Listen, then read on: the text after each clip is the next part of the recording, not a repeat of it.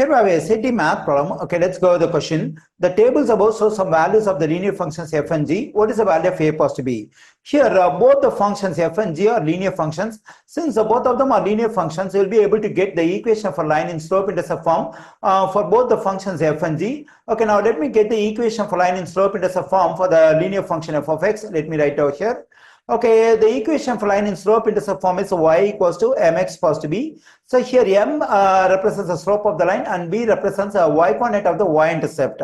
Okay, now to get the slope of the line m, what I'm going to do is I'm going to take 2 points from the first table. So where we have some values for x and corresponding values of f of x. Okay, now let me take the first point over here. There is 1, 7, and the second point is 3, 13. So now let me assume this is x1, y1 and this is x2, y2. Okay, now when we have 2 points, the formula to get slope of a line is m equals to y2 negative y1 over x2 negative x1. Okay, here the value of y2 is 13 and the value of y1 is 7 and the value of x2 is 3. The value of x1 is just 1. 13 negative 7 is 6. 6 over 2, which is equal to 3.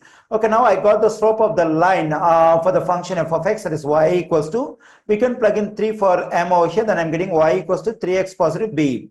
Okay, now to get the value of b, I have to plug in one of these 3 points into this equation. Okay, now let me take the first point. So that is, I have to plug in this 1 for x over here. And usually this f of x represents a y value. So we can plug in this 7 for y over here. Then I'm getting 7 equals to 3 times 1 positive b. Then I'm getting 7 equals to 3 positive b. That is 3 times 1 is 3. 3 positive b. Now to solve for b, let me subtract 3 from both sides.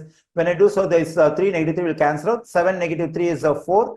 Now I got the value of b, that is b equals to 4. Okay, now we can plug in this value 4 for b into the equation over here. Then I'm getting y equals to, already we got m equals to 3. So then we get 3x positive. For b, now we got 4. Now I got the equation of the line in slope-intercept form for the function f of x. That is y equals to 3x positive 4. Now I'm going to consider the last point in the table over here, the first table in which that we have for the function f of x.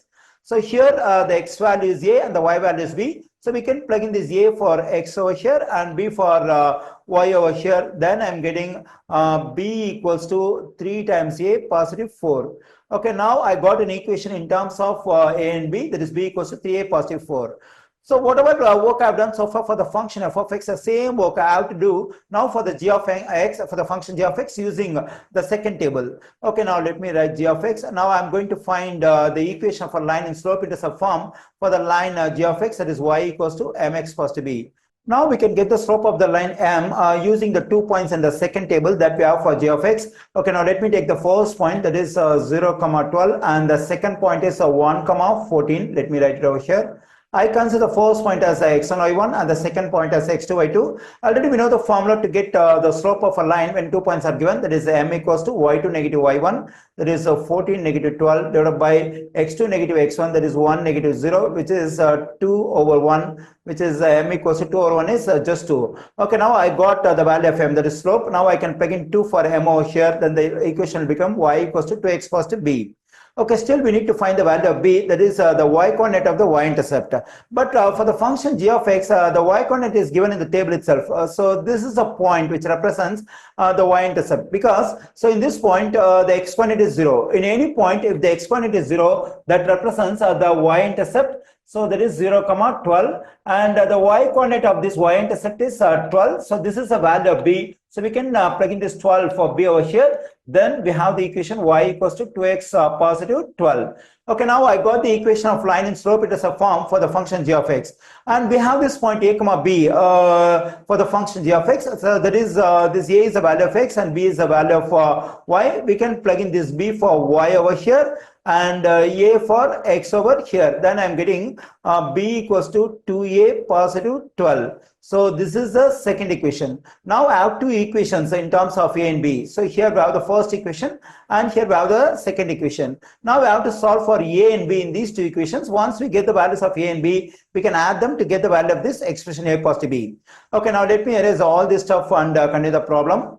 Here we have two equations that we got from the previous work. Now what we have to do is we have to solve these two equations for A and B. If I subtract these two equations, I'll be able to eliminate B. I can get the value of A. Okay, now let me subtract the second equation from the first equation. So let me write the first equation as it is. That is B equals to 3A positive 4. Okay, here we have negative sign in front of the second equation. So I have to multiply both sides of the second equation by negative sign. When I multiply this B by negative sign, it will become negative B. And when I multiply this 2A by negative sign, it will become negative 2A. And when I multiply this positive 12 by negative sign, I'm getting negative 12. So here this positive B, negative B will cancel. We get 0 on the left side. When I combine this positive 3A and negative 2A, I'm just getting A. And when I combine this positive 4 and negative 12, I'm getting negative 8. Okay, now to solve for A, I add 8 to both sides. When I do so, this negative 8, positive 8 will cancel. I'm just getting 8 on the left side. On the right side, I got A. Okay, now I got the value of A. The value of A is 8. Now, what I have to do is I have to plug in A equals to 8 either into the first equation or into the second equation to solve for B. So I'm going to plug in A equals to 8 into the first equation. So then I'm getting B equals to 3 times 8 positive 4. Then we get B equals to 3 times 8 is 24 positive 4. Then I'm getting B equals to 28. Okay, now I got the value of B as well. Okay, since we got the values of A and B, now we can get the value of this expression A positive B. Let me write it. A positive B equals to, for A we can plug in 8 and for B we can plug in 28. Then we get A positive B equals to 8 positive 28, 36. Therefore, the value of the expression A positive B is 36.